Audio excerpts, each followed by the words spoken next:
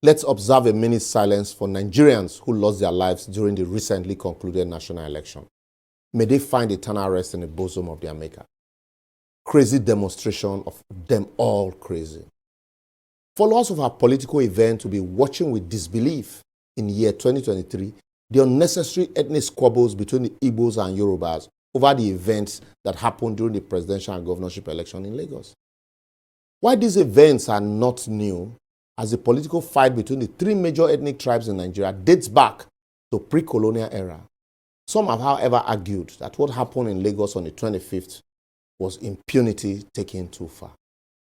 Remember the Awolowo-Nnamdi Azikiwe political fight over who controls the Western region in 1953? The allegation of betrayal levied against each other by the Yorubas and Igbos during the Nigerian Civil War.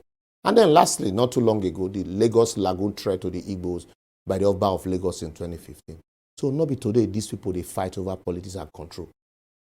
Even the insult and acrimony between the Yorubas and Igbo, Christians and Muslims on my law school class platform and other platforms since Tinubu and Obi became their different party flag bearer is enough to cause Third World War. The war was not only visible on WhatsApp, even Twitter and other social media platforms became a breeding ground for spewing and spreading ethnic, religious bile, insult, hatred, intimidation, accusation and counter-accusation as daily missiles and tools in the hands of various online warriors. If you thought Buhari's online warrior of 2015 were unruly, then you never see anything. It was as if we were preparing for war. While I condemn violence or intimidation anywhere, especially voter suppression, but if I may ask, how do we spread such hatred, bitterness, and acrimony amongst ourselves before election and expect a peaceful and hitch-free election devoid of the same hate and violence? Sometimes I tire for us. But really, must we rig election or conduct election like war? Despite all the promises made to us by INEC, yet they reduce the bar. So the politicians to govern Nigeria are by force. The Yorubas today are complaining that Igbos called Lagos a no man's land. We all know that Lagos is not a no man's land as it belongs to the Yorubas. But why will the Yorubas allow chaos, heap of filth, thuggery, and street urchins to run the city, harass motorists, commuters, even collect revenue as though it is a no man's land, and yet expect people not to treat Lagos like no man's land?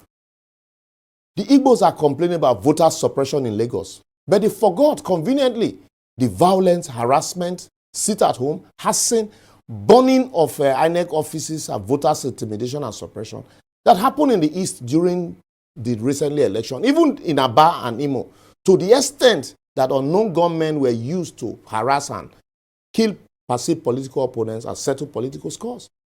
Even a supporter of an opposing political party was quoted to have queried the paternity of the governorship candidate of Enugu State, claiming his forefathers are from Ebonyi. Yet we didn't hear the Igbos complain or fight or raise their voice against this. Abi, if it be Igbo, it is okay. We are not supposed to condemn it. You believe Tinubu and Atiku bought the presidential ticket of their parties, but believe, say, Obi, when joined Labour Party less than a month before the primaries, no give shishi to get your own ticket. Your hypocrisy is legendary. When Festus Keyamo SAN called for the investigation of the Labour Party vice presidential candidate over allegation of making inciting statement, did he, Festus, suddenly forget the inciting statement made by Bayo Ononuga and MC Oluoma? What if Festus do or talk then? Abi DSS know they exist when they make those inciting statements. Also, those when condemn Festus for making such call and called out MC Oluoma and Bayo Ononuga, why didn't they also call out Dati when he made those statements? Shouldn't Dati, someone who wants to be the vice president of Nigeria, also know that once you submit your grievance to a constitutional process of resolving same, you should allow that process run without threats? You should remember that fire and brimstone no they help anybody. Nobody get monopoly of violence. Chibike Amechi is alleging bias against INEC chairman Mahmoud Yakubu in 2023. But yet in 2019, Chibike Amechi as DG campaign, Buhari campaign organization celebrated the same INEC chairman who claimed INEC had a server before the election, but only to capitulate after the election that INEC had no server. Selective amnesia, they worry all of us.